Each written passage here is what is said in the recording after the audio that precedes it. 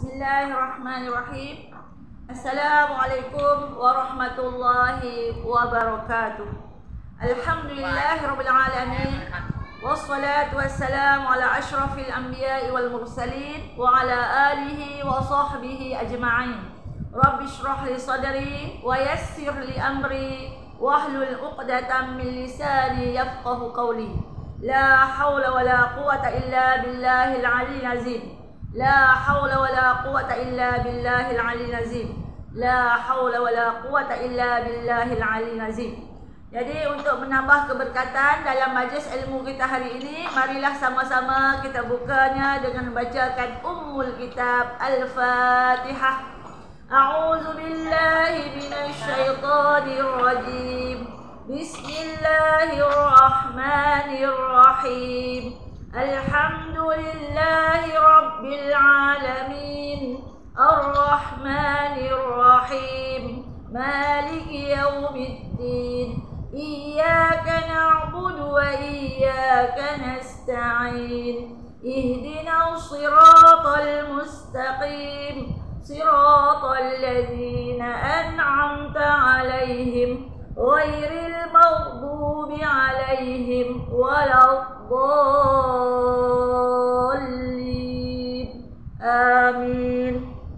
Jadi kita menyambung tajuk yang 6. Tajuk ke-6 iaitu tajuk dia jujur, ya. Kitab akhlak seorang muslim. Tajuk ke-6 kita menyambung hari ini di muka surat 59. Ya, yang ada kitab sila rujuk muka surat 59, iaitu yang bawah sekali, perenggan bawah sekali, ya. Iaitu kita sambung yang lepas tu, ya. Dia kata jangan sekali-kali melakukan pembohongan. Jumpa tak? Jangan sekali-kali melakukan pembohongan dalam agama Allah dan berkata sesuatu yang tercela. Tajuk yang lepas ataupun penerangan kita yang lepas, tajuk kita jujur itulah, ya, iaitu di mana menjelaskan bahawa Nabi Muhammad SAW melarang kita daripada bercakap bohong, ya. Jadi dia kata jangan sekali-kali melakukan pembohongan dalam agama Allah. Bab-bab ilmu agama, bab-bab keagamaan lagilah kita dilarang jangan berbohong. Dan berkata sesuatu yang tercela. Jangan cakap sesuatu yang tak baik. Terutama berkata sesuatu yang tidak pernah dikatakan oleh Rasulullah sallallahu alaihi wasallam. Apa Nabi tak kata, jangan pandai-pandai kita kata. Mengada-adakan, tak boleh, ya. Atau sesuatu yang tidak pernah difirmankan oleh Allah SWT. Dalam Quran pun tak ada, dalam hadis pun tak ada. Kita pandai ada-adakan cerita tu, tu maksudnya dilarang dalam Islam, ya. Rasulullah SAW telah bersabda yang bermaksud, Nabi kata, dusta mengenai diriku tidak sama dengan dusta mengenai diri orang lain. Kita berbohong tentang Nabi, dia kata tak sama dengan kita bohong dengan manusia lain. Kita kata Nabi kata, sedangkan Nabi tak kata. Tak boleh, ya. Barang siapa sengaja berdusta mengenai diriku, siapa yang suka berbohong tentang diri Nabi, hendaklah dia bersedia tempat duduknya di neraka. Na'udzubillah. Kita berbohong tentang diri Nabi tadi. Dia kata Nabi tak pernah kata benda ni, kita kata Nabi berkata. Salah, ya. Jadi dia kata sedialah tempat duduk baginya di neraka. Tu na'udzubillah, ya. Jadi kita tak bolehlah maksudnya berbohong mengenai diri Nabi Muhammad sallallahu alaihi wasallam. Kalau bohong tentang orang lain tak apa lagi, tapi berbohong tentang diri Nabi tu sangat-sangat dimurkai Allah, ya.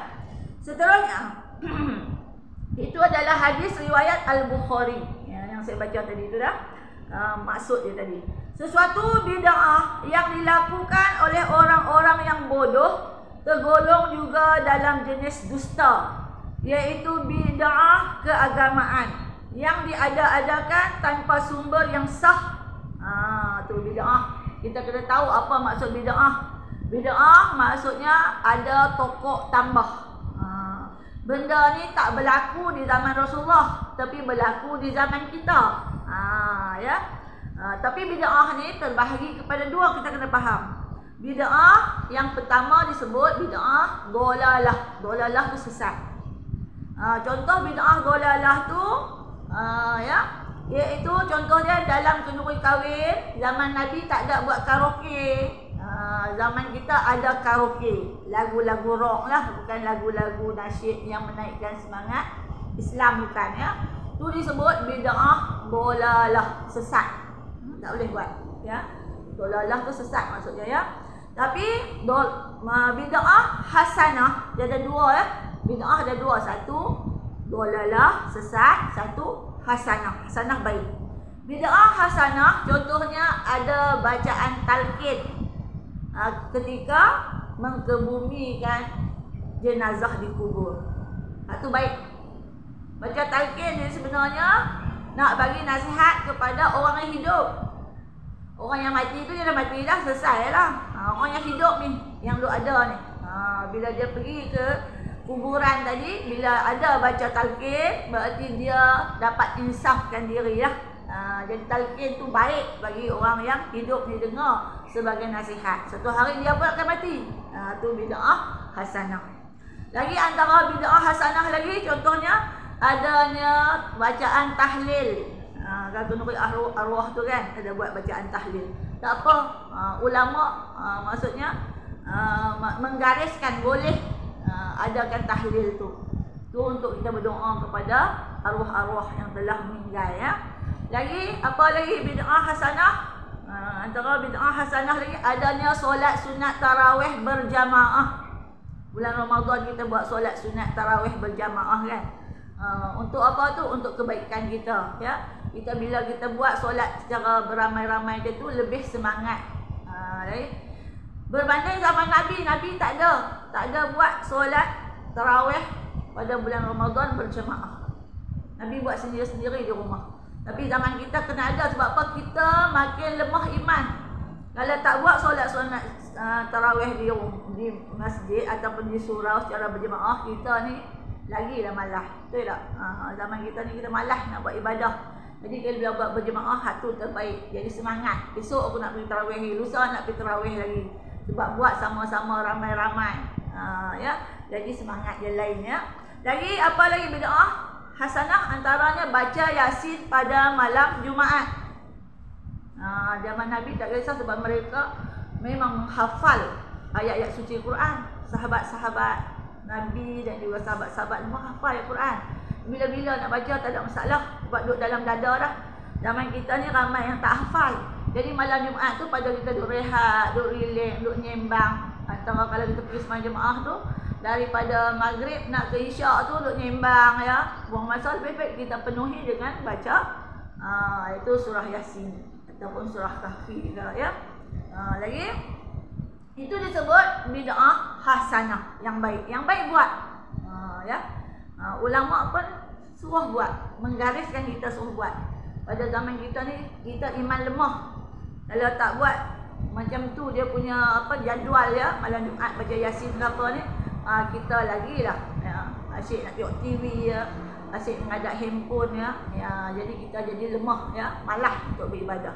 Jadi dia kata di sini ya, bid'ah tadi sesuatu bid'ah yang dilakukan oleh orang-orang yang bodoh tergolong juga dalam jenis dusta, iaitu bid'ah keagamaan yang diada-adakan tanpa sumber yang sah, dan mereka ingin masyarakat menganggap perkara itu sebagai ketentuan agama, padahal semuanya adalah perkara dusta yang diada-adakan. Itu kalau bid'ah dolalah yang sesat tadi. Contoh dia buat kenduri kahwin, dia adakan maksudnya karaoke. Itu tak elok lah. Itu tak payah, itu sesat ya. Apa orang main makan kenduri, dia dengar lagu rock ya. Kalau kita pasang nasyid-nasyid, bagus juga. Ada juga ingat kepada kematian, ada juga menambah iman ya. Nasyid-nasyid yang menaikkan ataupun yang bercorak syiar Islam ya. Tak apa ya. Nabi Muhammad SAW berpesan supaya kaum muslimin berpegang teguh kepada Al-Quran. dan mengambil contoh dan teladan orang-orang terdahulu. Jadi Nabi kata pegang teguh pada Quran, ikut ajaran Quran.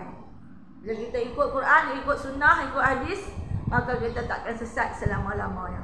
Tapi kalau kita ambil salah satu, kita ikut Quran saja, hadis kita tolak pun tak boleh. Atau kita ambil hadis saja, ikut hadis saja, Quran kita tolak pun tak boleh. Kena dua-dua tu. Jadi Nabi Muhammad suruh berpegang teguh kepada ajaran Quran dan mengambil contoh teladan orang terdahulu. Orang terdahulu contoh Nabi-Nabi dulu. Dia tengok ya, cerita tentang Nabi Ismail, Nabi Ibrahim, ya, bagaimana keimanan mereka terhadap Allah Ta'ala hebat. Hingga Nabi Ibrahim tu sanggup menyembelih anak dia Ismail.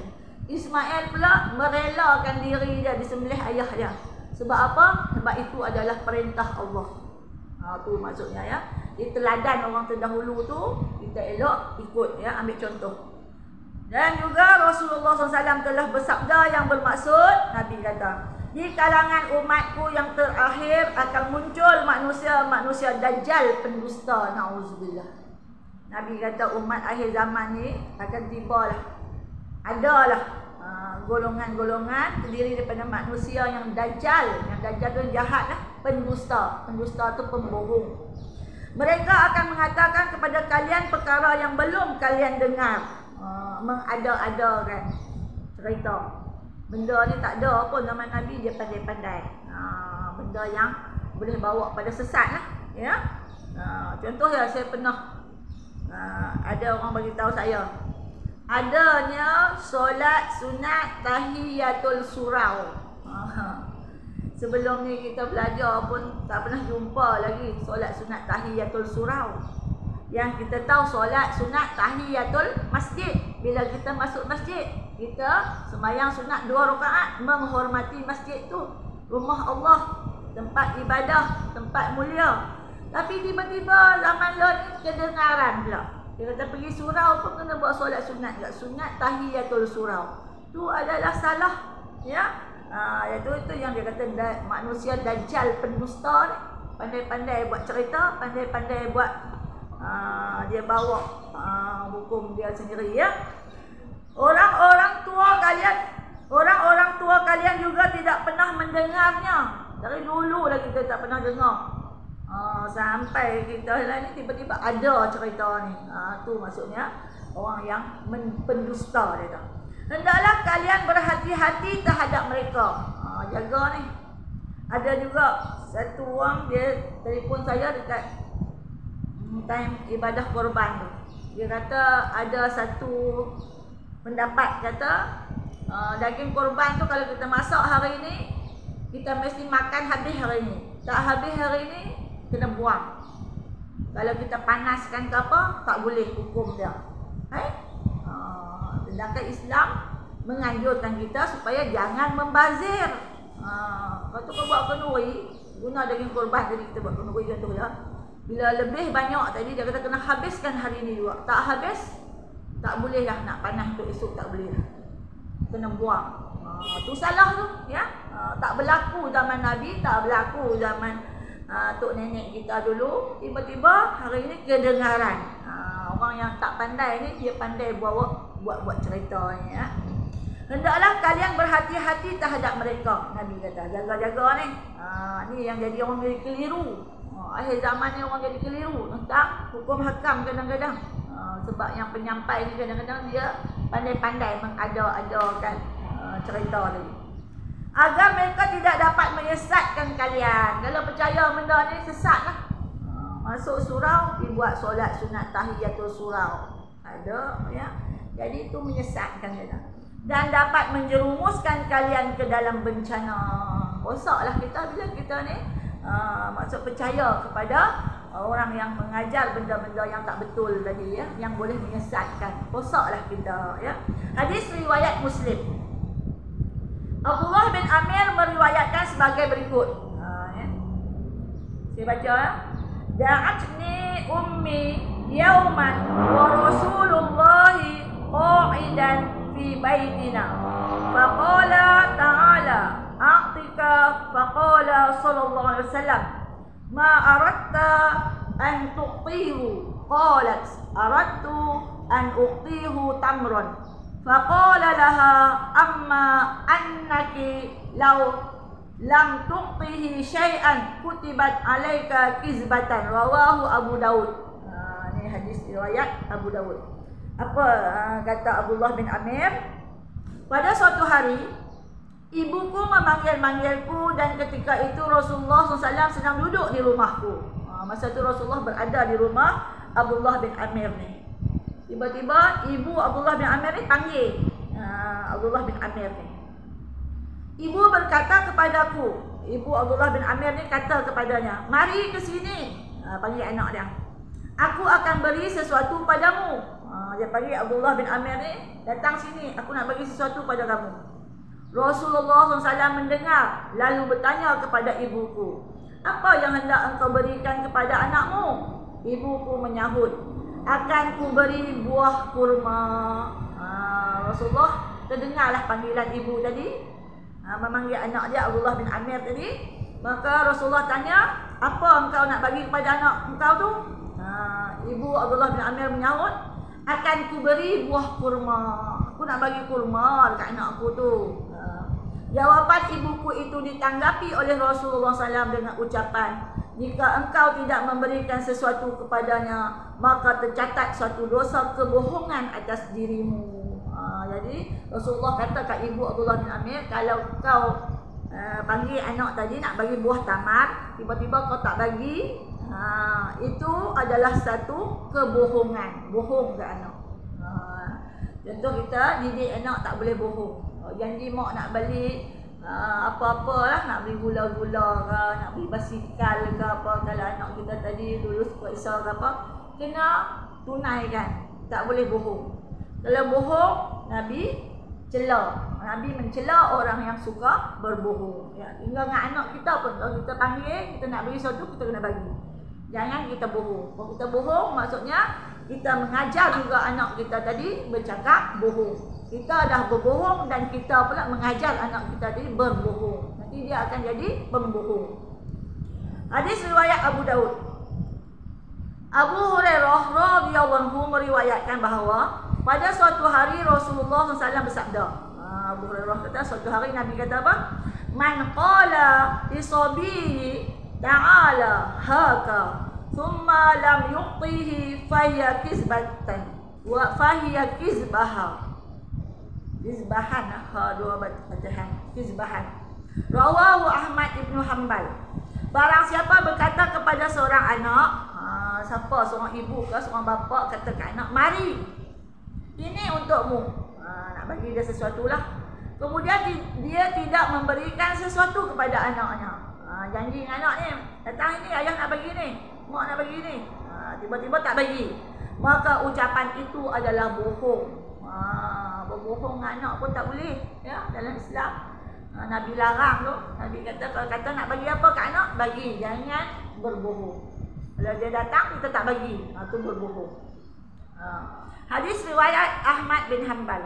Bagaimana Rasulullah SAW mengajar kepada para ibu bapa cara menjaga anak-anak mereka supaya bercakap benar. Jadi Rasulullah ajar kita supaya mendidik anak-anak dengan cara bercakap benar.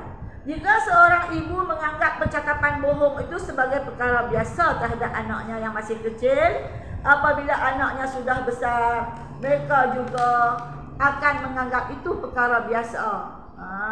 Kalau kita ni cakap dengan anak, suka berbohong dengan anak, kita anggap benda tu tak ada apalah. Esok-esok anak kita besar, dia pun menganggap perkara bohong itu perkara biasa. Dia pun pandai berbohong, ya. Sedangkan di sisi Allah SWT, bohong adalah dosa besar. Cakap bohong tu dosa besar. Ya. Suka cakap bohong, lama-lama orang tak percaya dah kita. Sekali kita berbohong, lama-lama orang tak percaya dah kita. Sebab apa? Sebab orang kata, dia ni cakap, dia percaya kan? 10 dia cakap, dia percaya 2 ya. Adil lah, ya. Lagi, ini hadis Nabi lagi. In qalat ihda ana li syai'in nashtahihi ya'uddu kaziban. Qala innal kaziba yakzibu kaziban hatta tuktabul uzaibatan. Rawahu Muslim. Wahai Rasulullah, jika salah seorang di antara wanita kita menginginkan sesuatu, tetapi dia mengatakan saya tak ingin, apakah itu dapat dianggap bohong? Contoh dia. Seorang isteri tu dia tanyalah, contoh dia, nak belilah bedak. Bedak lah, kata bedak ni, alat-alat solek dia lah. Tanya. Tapi bila suami tanya, nak ke ni? Nak beli ke bedak ni? Dia tahu suami dia tak ada duit, dia tak nak. Yang maksudnya, walaupun dia nak, tapi dia sengaja kata tak nak tadi. Apakah itu dianggap bohong? Rasulullah menjawab, kebohongan tetap tercatat sebagai kebohongan. Bohong juga tu. Sehingga kebohongan kecil pun tercatat pula sebagai kebohongan kecil. Bohong. Tak boleh bohong lah. Kalau nak kata nak, saya tanya bedak tu. Bedak Nuraisyah ke. Alat-alat ni lah. Alat-alat solek dia kan. Perempuan kena ada barang-barang solek dia, bedak dia lah, gincu dia ke, celak mata dia ke, ya, pewangi dia ke, ya, semua tu kena ada. Sebab apa tu adalah untuk bagi kita perempuan ni kena ada lah alat solek dia, baru dah lawa. Sampai bedak pun tak ada, macam mana nak nampak muka berseri, ya. Kalau tak pakai gincu pun pakai bedak pun alhamdulillah nampak muka tu ceria sikit. Ni muka bangun tidur pun macam tu. Lepas mandi pun macam tu. Tak cantik lah, nampak macam tak berseri kan. Jadi perempuan kena ada lah. Maksudnya suami tadi wajib bagi maksud alat-alat solek pada isteri tadi, pakaian ke apa ke, bagi supaya nampak cantik. Ya, dia pakai baju buruk tu lah, kain batik buruk tu lah, duduk rumah pun mana nak nampak comel. Ya, bagilah pakai cantik-cantik sikit, barulah nampak berseri, baru nampak sedap mata memandang. Ya, ni bini dia tak solek, tak bagi elok, mana nampak lawa. Lepas tu nampak bini orang pula kata, oh isteri orang ni cantik. Isteri dia tak beli bagi, tak sediakan bagi. Salah dia lah, ya. Isteri tu walaupun nampak kena bagi cantik. Jadi dia kata kalau seorang isteri tu, kalau suami dia tanya nak ke benda ni, dia bohong pada diri dia, tak nak, saya tak nak. Sedangkan hati dia nak. Nabi kata tu pun adalah kebohongan kecil. Tak boleh bohong. Cakap saya memang nak, saya memang minat. Tapi kalau kerana suami dia kata tak ada duit, diam dulu. Baiknya isteri tadi, ya. Isteri yang tak kerja lah, hasil kerja nak beli ikut suka dia lah, dia ada duit sendiri kan. Isteri yang tak kerja ni, dia kena tengok dulu. Maksudnya kemampuan suami dia, ya. Tapi pada seorang suami tu dia kena beli benda-benda tu pada isteri. Sebab tu penting bagi isteri. Nak bagi wangi-wangikan badan, dia pembelilah pewangi tadi dan sebagainya. Itu adalah hadis riwayat Muslim. Rasulullah SAW telah menerangkan akibat buruk yang akan menimpa kepada orang yang suka bercakap bohong. Nabi terangkan apa akibat buruk pada orang yang suka cakap bohong ni. Rasulullah SAW telah bersabda, Nabi kata, wailul lilladzi yuhadditsu bil haditsi liyadhhaka minhul qaumu fayakdzibu wailun lahu rawahu Tirmizi. Celakalah orang yang kerana ingin ditertawakan orang lalu bercakap bohong. Nabi kata celaka. Celaka tu maksud dilaknat, disumpah. Ya. Bagi orang yang kerana ingin ditertawakan orang lalu bercakap bohong, maksud buat lawak. Lawak-lawak bodoh orang bagilah, bagi orang gelak. Ya. Celakalah orang itu, celakalah dia. Nabi kata celaka orang yang suka cakap bohong-bohong ni. Ya. Walaupun dia cakap bohong tadi sebagai lawak nak bagi orang gelak, tetapi Nabi sebut celakalah dia, celakalah dia. Maksudnya Nabi tak suka. Ya. Dilaknat. Hadis riwayat At-Tirmizi. Rasulullah SAW juga pernah bersabda, Nabi kata, ana za'imun bi baitin fi wasatil jannati liman tarakal kaziba wa in kana mazihan. Rawahul Bukhari. Nabi kata apa? Akulah yang memimpin perumahan di tengah syurga bagi orang-orang yang meninggalkan kebohongan walaupun sedang bergurau. Jadi Nabi kata, Nabi lah sebagai ketua yang berada di rumah syurga tu. Pemimpin perumahan di tengah syurga. Maksud ketua lah. Pemimpin tu ketua yang ada dalam syurga ni. Bagi orang yang meninggalkan kebohongan walaupun sedang bergurau. Bergurau pun tak boleh bohong. Kena sentiasa cakap benar. Sebab Nabi pun tak pernah cakap bohong. Jadi orang yang bercakap benar tu, dia bersama Nabi dalam syurga. Orang yang berbohong tu tak dapatlah nak masuk syurga, ya. Okey. Hadis riwayat Al-Baihaqi. Dalam hadis yang lain Rasulullah SAW bersabda, Nabi kata lagi, la yu'minul abdul imani kullahu hatta yaturkal kazba fil mizahi wal mirai wa in kana sadiqan. Rawahu Ahmad bin Hanbal. Nabi pesan lagi, iman seseorang hamba tidak akan sempurna sebelum dia meninggalkan sifat bohong. Iman kita tu kalau kata 100%, dia punya apa? Kiraan dia tadi. Tapi kalau orang tu cakap bohong, dia kata iman dia tu tak sempurna. Maksud berkurang. Daripada 100 tu iman dia tak mencapai 100, berkurang.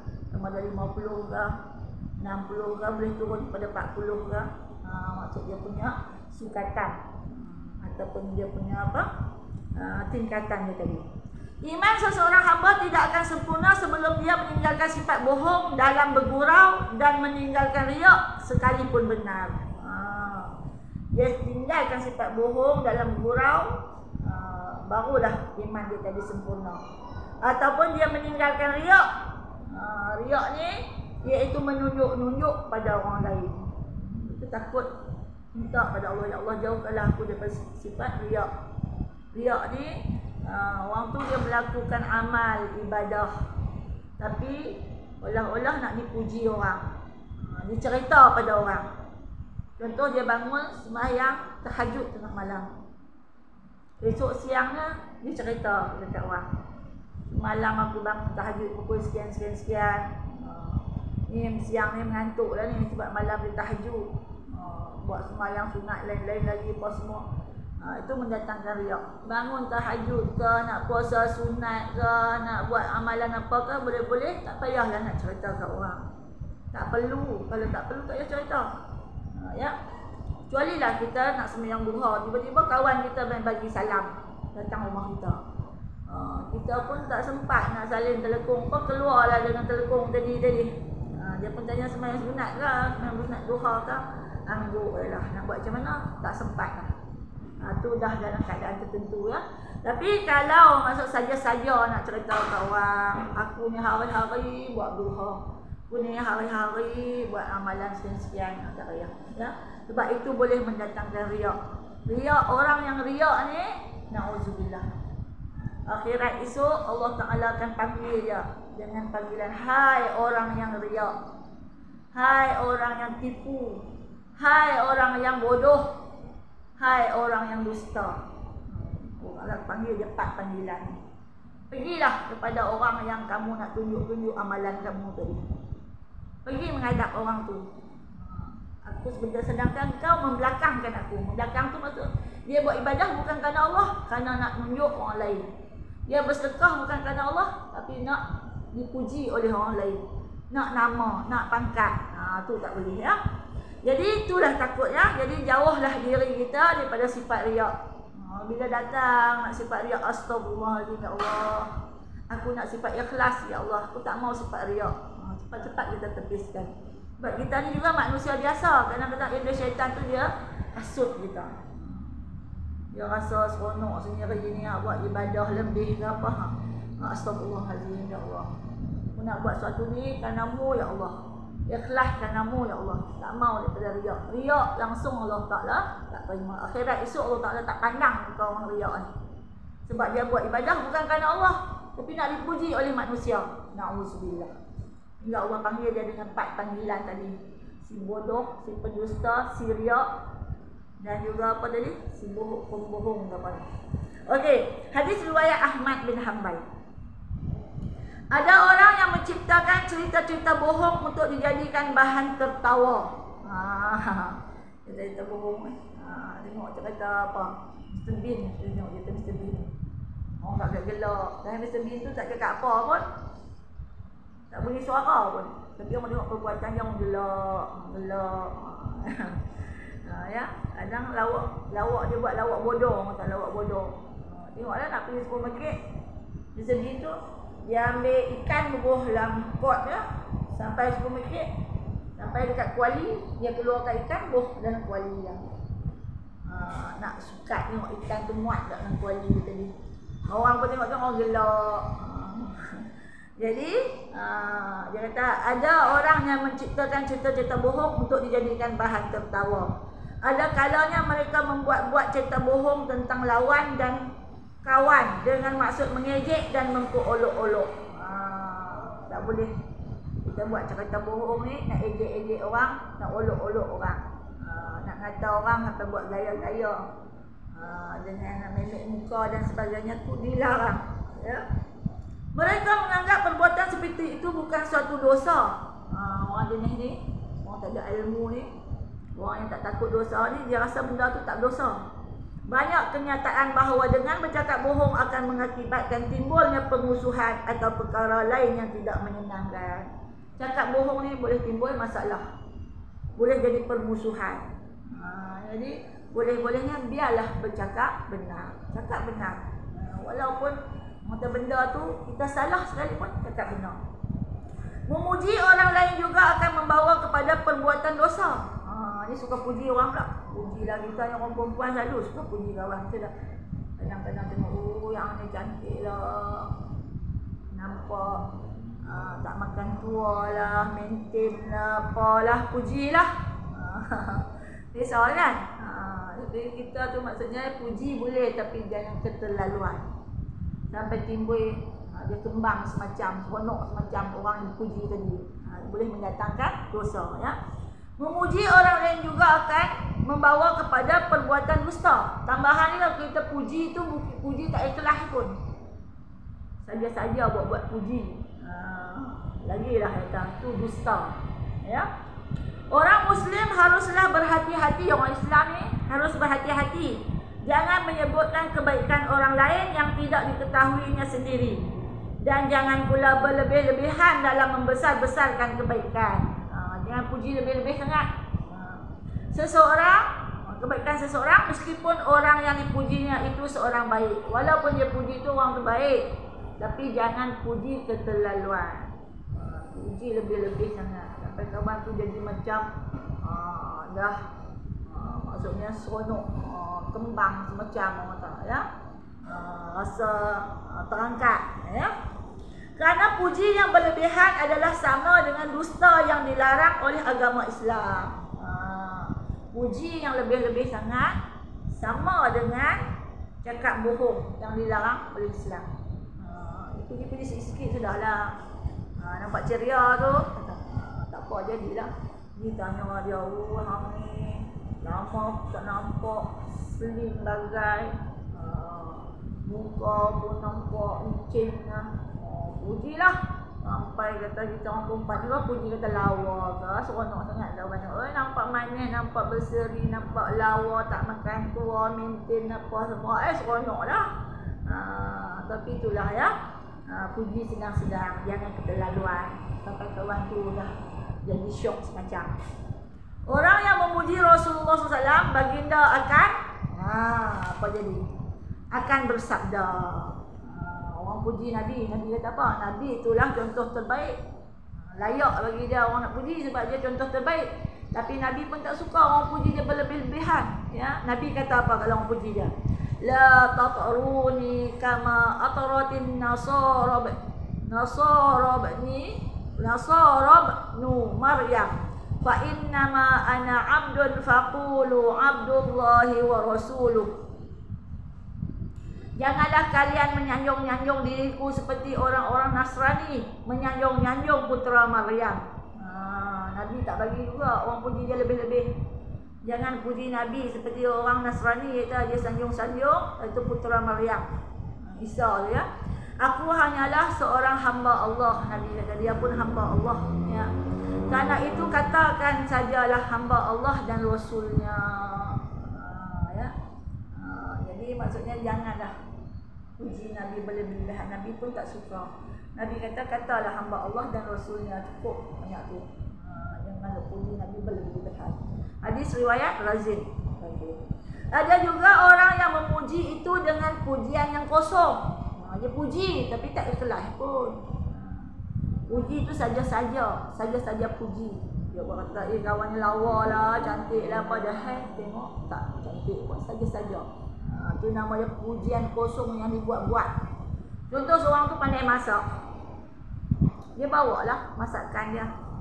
Contoh kalau dululah kita boleh bertemu di masjid surau, time-time pengajian, kadang ada pula kita buat jamuan lepas pengajian, bawalah makanan, pandai buat kek ke pandai buat apa, kakak bawalah seorang sikit. Bila kawan makan masakan dia tadi, dia puji lah, sedap lah, apalah. Dah dia makan tu tak sedap pun, saja-saja puji, kata sedap. Sedap lah buat mi goreng ni, aku suka sungguh lah. Tak ada lah di kedai pun tak dapat macam ni puji sungguh. Sedang pujian dia tu tak ikhlas pun. Dia terpujian yang kosong. Bahkan mereka sendiri tidak tahu apa sebenarnya yang dipuji itu. Dia buat-buat dia puji, sebenarnya tak ada pun nak puji. Tak sedap pun, masakan orang tu biasa je lah. Ada kalanya mereka memuji keadilan seseorang yang sebenarnya mereka adalah penguasa yang zalim. Ini bodek. Pemerintah atau penguasa yang zalim tu dia buat puji. Jek-jek lah orang kata ya. Dia bodek-bodek ni. Mana tahu lagi. Kipas-kipas. Dia akan dapat pangkat dan sebagainya ya. Jadi pujian dia tadi sebenarnya bukan yang sebenar. Tapi kerana nak benda, kebendaan. Dia puji bos dia. Nanti dia akan dinaikkan pangkat. Contohnya. Dia ada maksudnya niat di hati tadi. Jadi tak ada kalanya mereka memuji keadilan seseorang yang sebenarnya mereka adalah penguasa yang zalim, atau memuji keberanian orang yang sebenarnya pengecut. Dia puji hang ni berani dah, orang tu pengecut. Pujilah. Sebab apa? Sebab dia ada niat tadi. Mana tahu nanti dia akan dinaikkan pangkat, diberi kebendaan dan sebagainya. Mereka lakukan semua hanya sekadar untuk mendapat keuntungan dunia dari sipulan atau sipulan. Dia puji tadi sebenarnya tak ikhlas pun. Tapi adalah untuk nak dapat habuan dunia, keuntungan tadi. Sama ada dapat pangkat, dapat naik gaji, dapatlah maksudnya apa yang dia niatkan tu ya, untuk habuan dunia dia tak. Orang seperti ini sebenarnya dia adalah pendusta. Orang ni adalah pembohong. Pujian tadi bukan pada benda yang sebenar. Kalau tadi dia kata penguasa yang zalim, ataupun pemerintah yang zalim, ataupun katalah bos yang zalim, dia puji. Ya. Jadi sebenarnya dia adalah pendusta. Orang tu sebenarnya bukan bagus pun, tapi dia puji tadi kerana nak bodek. Ya. Orang seperti ini sebenarnya dia adalah pendusta. Rasulullah SAW menyuruh agar orang-orang ini dicela dan disingkir dari masyarakat sehingga mereka kembali bertaubat. Nabi kata orang macam ni, kita jangan puji, jangan suka pada dia. Dia adalah orang yang dicela, yang patut disingkir dalam masyarakat sebelum dia bertaubat. Tapi kalau dia taubat, alhamdulillah, dia dah insaf. Tapi kalau perangai dia macam tu juga, maksudnya jangan baik dengan dia lah. Kerana dia bukan orang yang bagus. Dia adalah pendusta. Abu Hurairah radhiyallahu anhu meriwayatkan. Abu Hurairah kata apa? Amarona Rasulullah anna nahisuni wujuhul maddahinat turaba. Rawahu Tirmizi. Rasulullah SAW memerintahkan kepada kami. Ya, Abu Hurairah kata ni, Rasulullah perintah kepada sahabat ni supaya mencampakkan pasir, campak pasir ke muka orang yang suka memuji. Astagfirullahaladzim. Sampai Nabi kata kalau orang puji yang ambil pasir itu campak muka. Jamak lah kita nak buat orang macam tu. Selalunya kita bila orang puji kita seronok. Senyum, terima kasih. Seronok. Kembang semacam. Tapi Nabi pesan apa? Orang yang kena puji tadi sebaiknya ambil pasir campak ke muka orang yang suka puji tadi. Kerana apa? Kerana orang tersebut telah meletakkan orang yang dipuji tadi di depan pintu neraka. Dah puji sangat, mula dia syok makan, jadi riak, jadi bangga diri, jadi apa kan. Jadi dia tak ibarat orang yang dipuji tadi diletak dia di depan pintu neraka. Maksud nak masuk neraka lah. Kalau timbul dalam hati dia tadi bangga diri, ujub, sum'ah, riak dan sebagainya tadi, neraka lah tempat orang yang kena puji tadi. Sebab tu Nabi kata sebaiknya ambil pasir campak muka dia. Nak letak aku depan pintu neraka ke ni? Puji aku ni. Puji sikit-sikit dapat puji lebih sangat. Oi, puji. Cantik lah.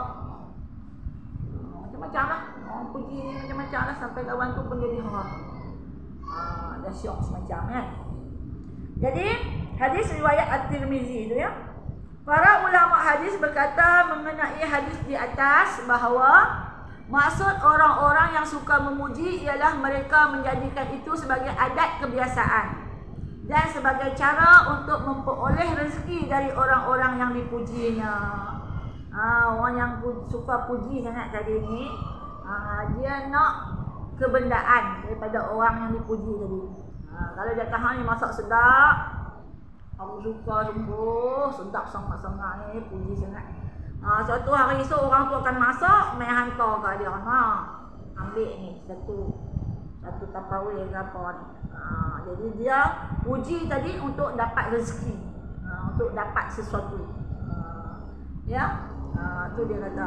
Dia jadi satu kebiasaan bagi orang suka puji tadi untuk dapat rezeki daripada orang yang dipuji. Dipuji tak ikhlas tu. Adapun orang yang memuji kebaikan dengan maksud ingin mencontohi, puji kebaikannya untuk contoh atau untuk mendorong orang lain supaya mengikutnya, maka itu tidak termasuk pengertian hadis tersebut. Kita puji tadi sebagai contoh. Contoh kita puji kata Ustaz ABU lah. Itu sebagai contoh bahawa ada orang yang suka menolong orang, mengambil tahu kesusahan orang, sanggup maksudnya keluarkan harta benda dia untuk membantu orang. Tu kita nak sebagai contoh. Maksudnya kalau dalam Malaysia ni ramai orang bersikap macam tu, baguslah. Kita rakyat Malaysia ni macam tak ada lah yang susah. Sampai nak makan pun tak ada, tempat tinggal pun tak ada, kehidupan pun Masya Allah, duduk jambatan kan. Jadi kalau kita puji untuk jadikan contoh atau mendorong orang lain supaya nak ikut tu, dia kata itu tidak dimaksudkan dalam hadis tersebut. Abu Bakrah telah meriwayatkan, seseorang telah memuji sahabatnya di hadapan Rasulullah SAW. Kemudian baginda menegur. Seorang sahabat ni pernah puji sahabat dia di hadapan Rasulullah. Kemudian Nabi dengar, Nabi tegur, celakalah engkau. Celaka tu bahasa Arab tu maksudnya bahasa dia kasar lah. Celaka tu maksud laknat. Laknat tu kutukan. Celakalah engkau dengan pujian itu. Engkau sebenarnya telah memenggal leher sahabatmu. Hang puji macam tu, Nabi kata seperti engkau cantah leher kawan. Menggal tu maksudnya cantah leher. Ambil barang ke pedang ke cantah leher kawan dia.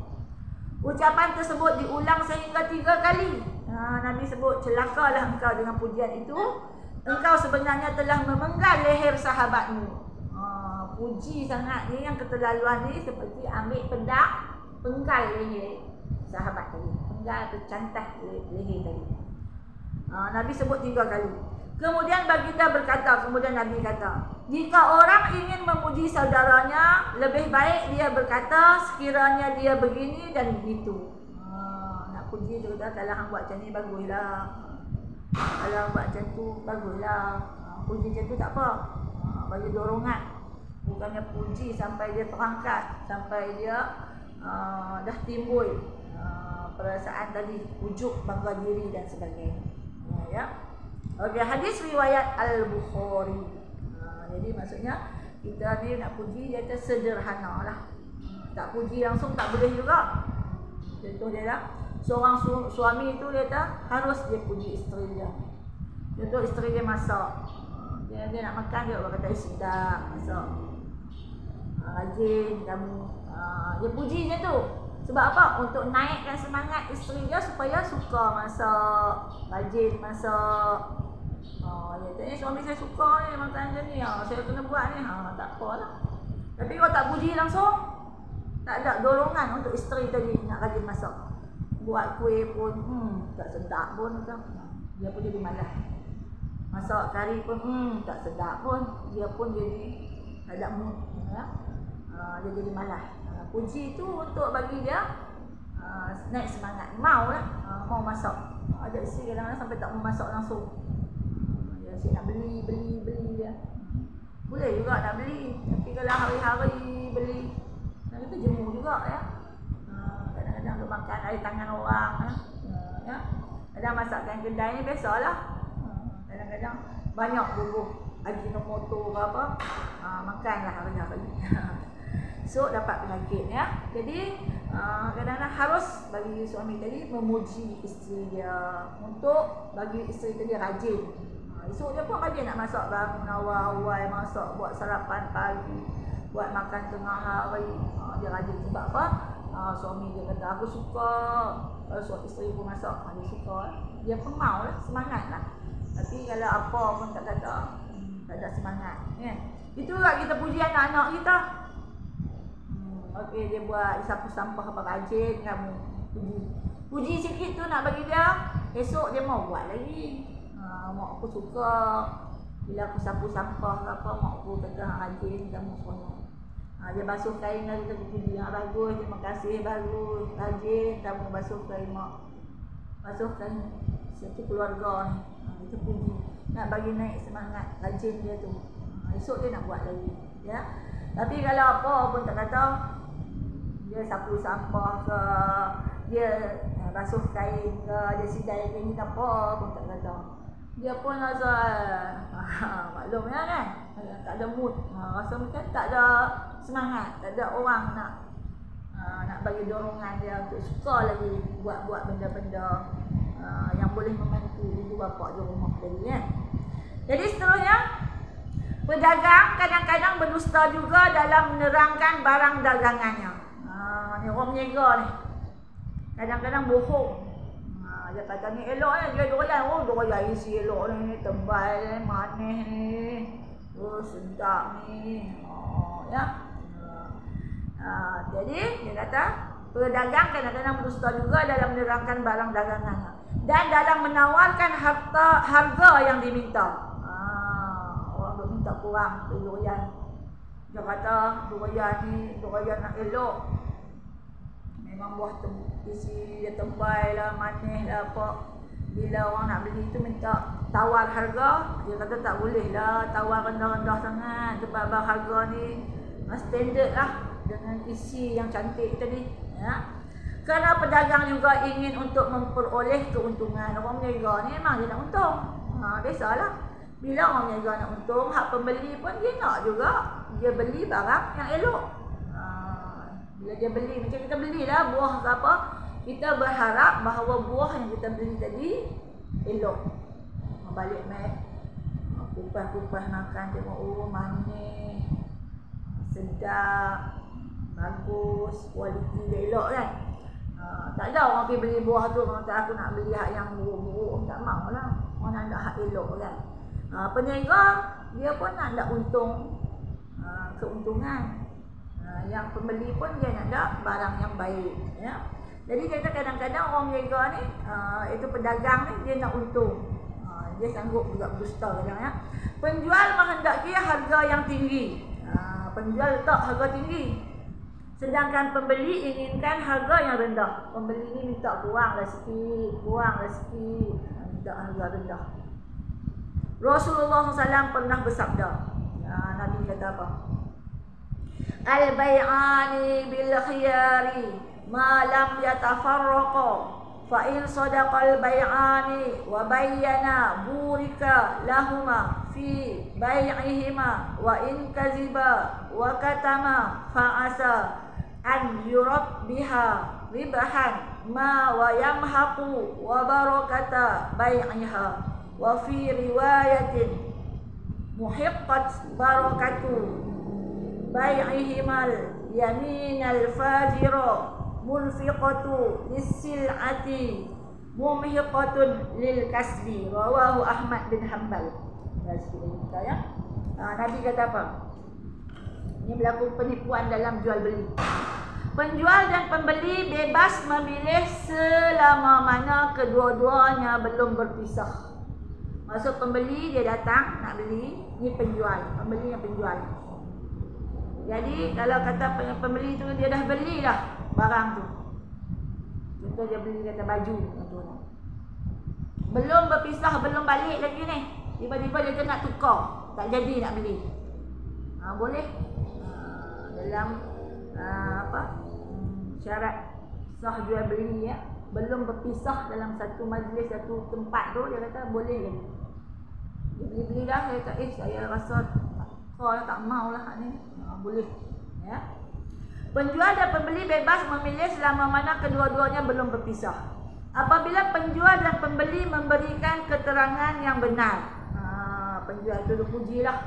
Kalau baju dia tadi kan elok, basuh tak turun dia punya color dia. Kalau buah tadi buah ni elok, isi tebal, manis, tak busuk, dia puji ya.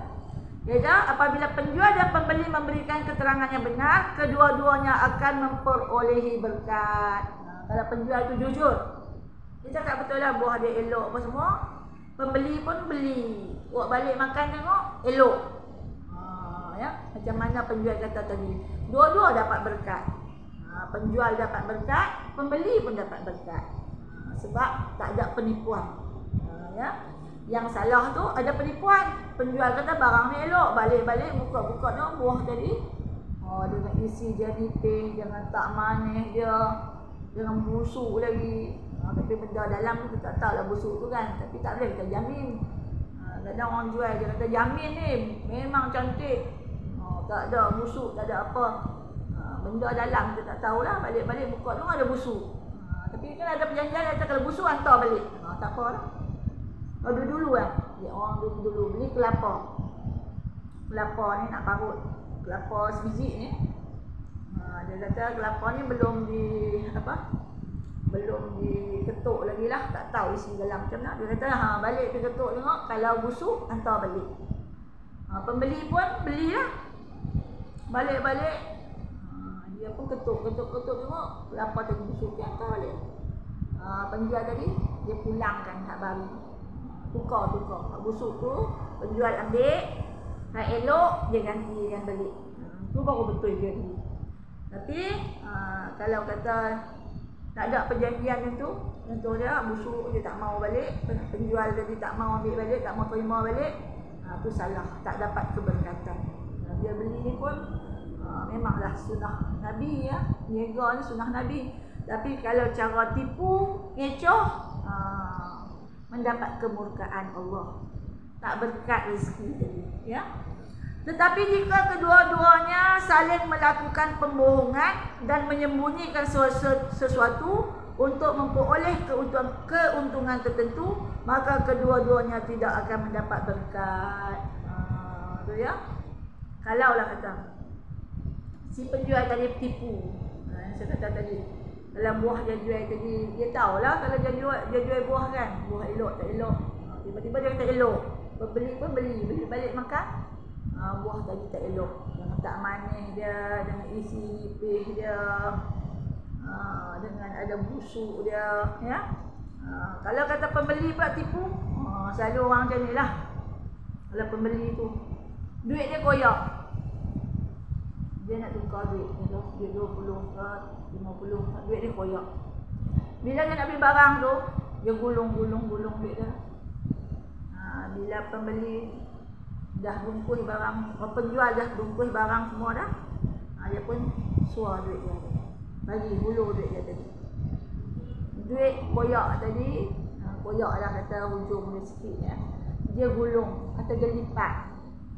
Yang penjual tadi pun tak ambil, terus bungkus dalam bekas dia. Itu pun penipuan ya, salah.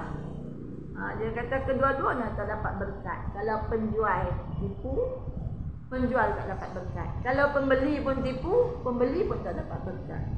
Sebab penipuan. Dia bagi duit, jadi duit koyak. Duit koyaknya ikut tak laku, ya, tak jumpa kat bank. Tapi bila dia nak jual, nak pergi beli kat tempat-tempat yang orang macam ramai-ramai tu, dia bawa duit koyak tadi. Itu pun salah ya.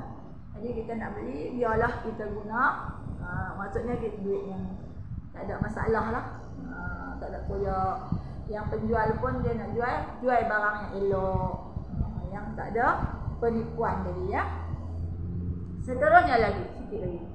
Rasulullah SAW bersabda dalam hadis lain yang bermaksud, sumpah palsu dalam jual beli mungkin dapat membuat barang dagangan menjadi laku. Dia jual barang dah, kata memang ni garanti elok apa semua ni. Jadi sebab apa ni? Sebab nak bagi barang dia laku. Tetapi perkara itu akan menghilangkan mata pencarian. Tak ada keberkatan. Orang beli sekali, lepas itu orang tak percaya.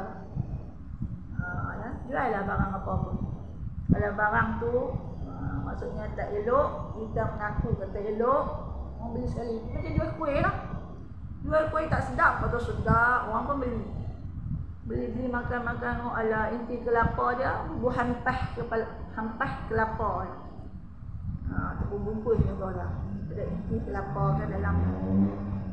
Tiba-tiba pembeli makan, Allah, tak ada rasa lemak kelapa pun, rasa hampah. Sekali tu lah orang beli, lepas tu tak beli dah. Sebab apa? Hilanglah mata pencarian lah. Esok jual lagi, orang tak beli dah. Orang yang dah beli tak beli dah. Sebab apa? Dia malam pembeli tak sedap langsung dia tipu yang kata sedap sangat. Tu ya. Banyak penipuan kadang-kadang orang jual kuih, dia nak untung, dia dapat kelapa tu, santan dia ambil, empah dia buat inti. Salah. Jual lah. Walaupun dengan kelapa yang maksudnya yang elok tadi ni, kita buat inti, maksudnya jual dengan harga yang mahal sikit. Sebab kualiti dia elok, barang dia elok. Tapi kalau nak untung berlebihan, sekali tu orang beli, lepas tu orang tak nak beli dah. Sebab itulah nak jual apa-apa, biarlah jual yang benda yang berkualiti, maksud sedap ya. Buat kuih dengan macam mana kita nak makan, macam tu lah kita jual. Kita nak makan, kita nak kelapa yang masih ada dia punya apa, kelapa yang elok lah tadi, yang belum diperah santan dia tadi. Ni santan dia buat kuih lain, ampah dia buat inti. Tak betul ya. Hadis riwayat Ahmad bin Hanbal tu ya. Dia kata orang yang jual barang tadi nak laku, sedangkan dia tadi bersumpah palsu. Sumpah palsu tu bohong lah, kata barang dia kualiti elok apa semua. Maka dia kata jualan dia tu akan menyebabkan dia hilang mata pencarian. Orang tak percaya dah beli. Nak beli orang tak percaya dah. Sebab apa? Ada penipuan ya. Okey, panjang lagi ni. Okey, kita baca sikit lagi. Ramai pembeli yang kurang pengetahuan dan pengalaman menerima harga yang ditawarkan oleh penjual kerana mudah mempercayai apa yang dikatakan oleh penjual. Memanglah kita ni pembeli. Kadang penjual tu dia buat kempen pandai sikit, dia puji-puji barang dia. Dalam kita pun nak lah. Kan? Maka beruntunglah apabila penjual bertemu pembeli seperti itu, yang mana tidak menggunakan kesempatan untuk mengaut keuntungan. Ya. Kalau jual betul-betul barang yang berkualiti, okey. Kalau jual barang yang tak berkualiti, hanya puji-puji ya, dia buat sumpah palsu tadi. Maksudnya berdosa lah penjual tadi. Masa kat sini dulu kita berhenti ya. Dah 2 minit dah kalau jam saya di sini ya. Hari ini kita 11 bulan 9 2021 Masjid Daerah. Jadi untuk tutup majlis ilmu kita hari ini. Marilah sama-sama aminkan doa. Bismillahirrahmanirrahim. Alhamdulillahirabbil alamin, hamdan hamidin, hamdan syakirin, hamdan yuwafi ni'amahu wa yukafi mazidah. Ya Rabbana lakal hamdu kama yanbaghi jalali wajhikal karim wa 'azimi sultanik. Allahumma ya Allah, Allahumma ya Allah, Allahumma ya Allah. Allahumma inna nas'aluka salamatan fid din wa 'afiyatan fil jasad wa ziyadatan fil 'ilm wa barakatan fil rizq wa taubatan qabla al-maut wa rahmatan 'inda al-maut wa maghfiratan ba'da al-maut. Allahumma hawwin 'alaina fi sakaratil maut wan najata minan nar wal 'afwa 'inda al-hisab. Rabbana atina fid dunya hasanah wa fil akhirati hasanah wa qina 'adzabannar وقنا عذاب النار وقنا عذاب النار وصلى الله على سيدنا محمد وعلى آله وصحبه أجمعين. سبحان ربك رب العزة عما يصفون وسلام على المرسلين والحمد لله رب العالمين. Kita tutup majlis ilmu kita dengan kafaratul majlis dan juga suratul Asr. A'udzubillahi minasyaitonir rajim. Bismillahirrahmanirrahim. Subhanakallahumma wa bihamdika asyhadu an la ilaha illa anta astaghfiruka wa atubu ilaik. A'udzubillahi minasyaitonir rajim. Bismillahirrahmanirrahim. Wal 'ashr innal insana lafi khusr illa alladhina amanu wa 'amilus solihat wa tawasaw bil haqq wa tawasaw bis sabr. Shadaqallahul azim. Ya, terima kasih. Wabillahi taufiq wal hidayah. Wassalamualaikum warahmatullahi wabarakatuh. Terima kasih semua. Assalamualaikum.